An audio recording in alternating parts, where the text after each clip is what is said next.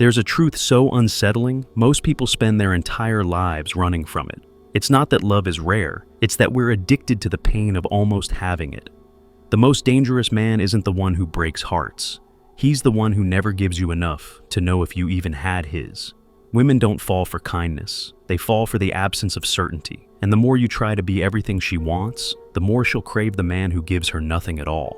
Here's the disturbing part. Your desire is being weaponized against you, not by her, but by your own mind.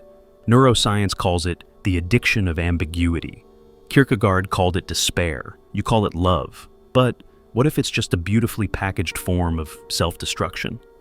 Imagine this. A woman meets a man who is kind, attentive, emotionally available. He texts back, he plans dates, he listens, he's everything she says she wants. And yet, something inside her begins to drift. Not because he did anything wrong, but because he did everything right. This is the paradox. Psychologists call it the certainty trap. When someone becomes predictable, the brain stops releasing dopamine in response to them. The thrill fades, the chase dies, and what was once romantic becomes routine. But when someone is inconsistent, when they oscillate between warmth and distance, the brain lights up like it's on fire. Dopamine surges, obsession begins. It's not love, it's intermittent reinforcement, the same mechanism that makes slot machines addictive. You never know when the next reward is coming, so you keep pulling the lever. In relationships, this looks like chasing someone who gives you just enough to stay, but never enough to feel safe. Kierkegaard understood this centuries ago. He wrote about the night of infinite resignation, a person who gives up everything for love, but never receives it. The pain becomes sacred, the longing becomes identity, and the absence of fulfillment becomes the very thing that keeps them alive. In modern terms, we call this emotional masochism, but it's deeper than that. It's a spiritual hunger for meaning, projected onto a person who refuses to be possessed. The elusive man becomes a symbol, not of love, but of transcendence. He represents something unreachable, something divine, and the more he pulls away, the more she believes he holds the key to her wholeness. This is why women pursue the elusive man, not because he's better, but because he's unresolved. He's a question that never gets answered, a wound that never fully heals. And in that ambiguity, the mind creates fantasy. The fantasy becomes obsession, and the obsession becomes identity. But here's the twist. The elusive man isn't powerful because he's cold. He's powerful because he's undefined. He doesn't explain himself. He doesn't offer closure. He exists in fragments. And those fragments allow the woman to project her deepest desires onto him. He becomes a mirror, not of who he is, but of who she wants to be. And so, the cycle continues. The more she chases, the more he retreats. The more he retreats, the more she believes he's worth chasing. Until one day she realizes she's not in love with him. She's in love with the version of herself she thinks he can unlock. She remembers the first time he looked at her, like she was the only person in the room. It wasn't the look itself, it was the silence behind it. The way he didn't rush to speak. The way his presence felt like a question she couldn't answer. That moment became a seed, and from it grew a forest of meaning that he never planted. This is how the elusive man operates, not through action, but through absence. He doesn't give you stories, he gives you gaps. And the mind, desperate for coherence, fills those gaps with fantasy. You start to believe he's deep, mysterious, broken in a beautiful way. But the truth is, he's just undefined.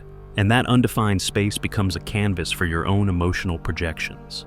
It's not manipulation, it's magnetism. The elusive man doesn't chase, he doesn't explain, he doesn't apologize. And that lack of emotional availability triggers something primal, the need to earn love, especially for women who grew up believing love must be fought for, that it must be proven, that it must be painful. So, she begins to perform. She becomes more beautiful, more interesting, more accommodating. She laughs at jokes she doesn't find funny. She forgives things that hurt. She waits for texts that never come. And every time he pulls away, she doubles down. Because in her mind, the distance means she's close to something important. But here's the tragedy, she's not chasing him. She's chasing validation. And he, whether intentionally or not, becomes the gatekeeper of her worth. This is where the emotional labyrinth begins. Every interaction becomes a puzzle, every silence becomes a test, and every moment of affection becomes a breadcrumb leading deeper into obsession. She starts to believe that if she can just unlock his heart, she'll finally unlock her own. But the elusive man doesn't have a key. He is the locked door. And the more she tries to open it, the more she loses herself. This isn't just romantic, it's neurological. Studies show that uncertainty activates the brain's reward system more intensely than certainty ever could. The not knowing becomes more addictive than the knowing. And so, she stays. Not because she's happy, but because she's hooked. And here's the darkest part. The elusive man doesn't need to be cruel, he just needs to be inconsistent. A single compliment after days of silence. A glance that feels like a promise. A moment of vulnerability that disappears as quickly as it came. These fragments become sacred, and she builds a cathedral out of them. But cathedrals built on silence always collapse.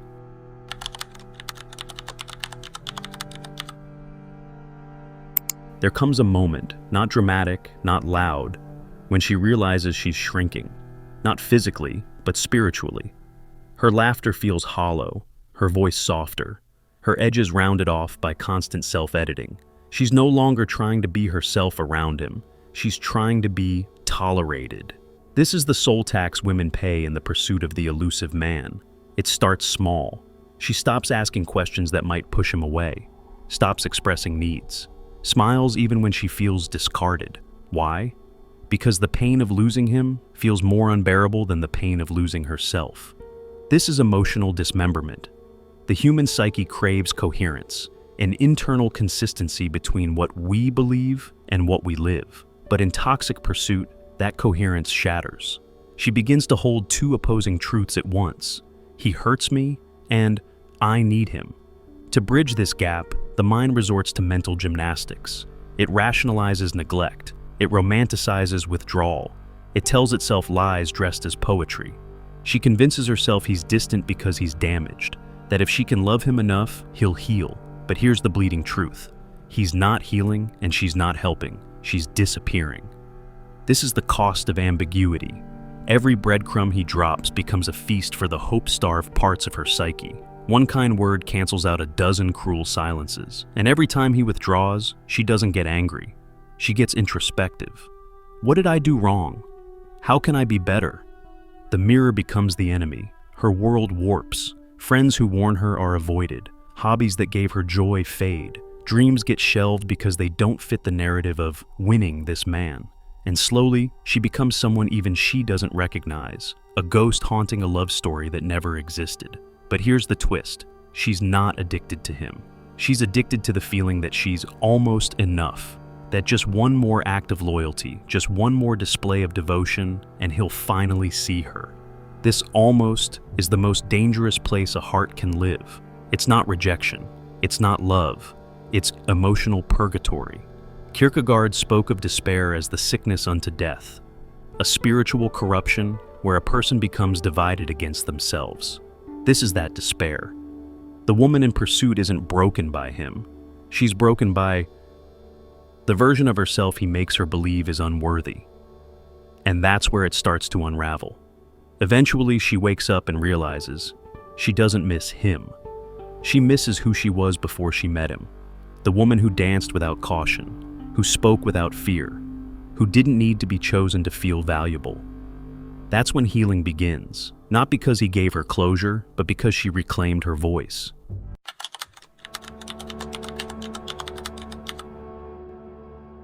She doesn't remember the precise moment the fantasy died. There wasn't a heated fight, no final betrayal, just silence. Not his silence, hers. A silence born not of sadness, but of surrender. One morning, the ache was no longer romantic. It was exhausting. Like waking up from a dream that promised transcendence but only delivered torment. She had worshipped fragments. A glance, a message at midnight, a vulnerable moment that vanished the next day. Each scrap became sacred, feeding a fantasy larger than the man himself. But when she replayed it all, she saw the truth. Not a love story, but a hallucination. She hadn't been loved. She'd been allowed to imagine she was. This realization gutted her, not because he failed her, but because she failed herself. She saw how she'd sacrificed self-respect on the altar of emotional ambiguity. how she chased metaphors instead of reality. She hadn't just lost time, she'd lost parts of herself. The radiant woman who loved openly, spoke honestly, laughed without rehearsing the script. That woman had been silenced, not by him, but by her devotion to the illusion of him. And the illusion is what hurts most, because illusions are self-inflicted. They're stitched together with hope and denial. They feel like love but act like addiction. And when they collapse, the fall is internal, private, lonely, and irreversible. Kierkegaard once said, "The greatest hazard of all, losing oneself, can occur very quietly in the world, as if it were nothing at all."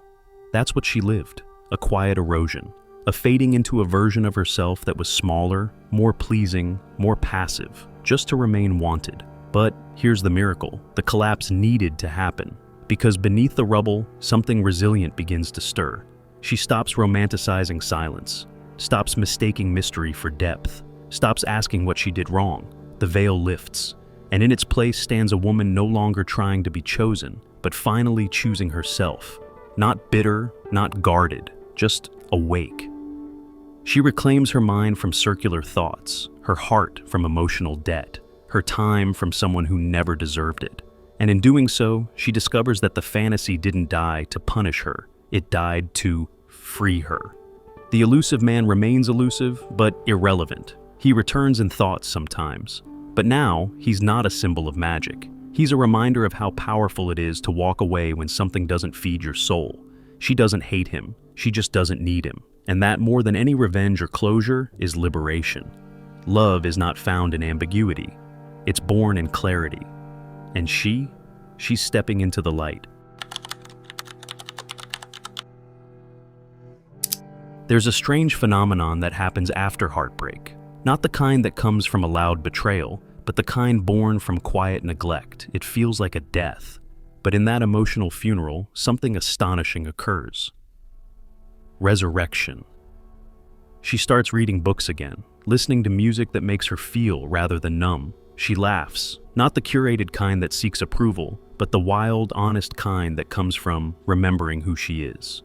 The elusive man doesn't cross her mind as often, and when he does, it's not with longing, it's with understanding. He was never the villain. He was the mirror. What she loved was not the fragments he gave, it was the depth she discovered inside herself while chasing them. That depth doesn't disappear when he does. It expands, becomes radiant, becomes wisdom. This is what Kierkegaard would call the leap, a moment when despair cracks open, and instead of falling, the soul ascends. It doesn't require vengeance or explanation, it requires self-recognition. She sees herself fully now, not through his eyes, but through her own. And for the first time, it's enough. Her standards shift, not just for romance, but for life. Ambiguity no longer excites her, it exhausts her. She doesn't chase presence, she commands it. Doesn't beg for belonging, she builds it. Doesn't confuse mystery with value, she demands clarity, because she knows now, love isn't a test, it's a home. And suddenly, her choices start to reflect her evolution. She leaves conversations that feel like puzzles, walks away from silence disguised as depth. She seeks alignment, not allure, substance, not suspense. Emotional safety isn't negotiable anymore. It's foundational. What changed? Everything. She's no longer waiting to be seen. She's busy living. And in doing so, she becomes visible in a way that no man could ever define. Because she now understands, visibility isn't about being desired. It's about being undeniably yourself. This is the logic of the phoenix, not to rise despite the ashes, but because of them. She doesn't regret chasing the elusive man, because through that chase, she found a truth deeper than any temporary affection. She found herself, not as someone needing to be chosen, but as someone already whole. And that is where love begins.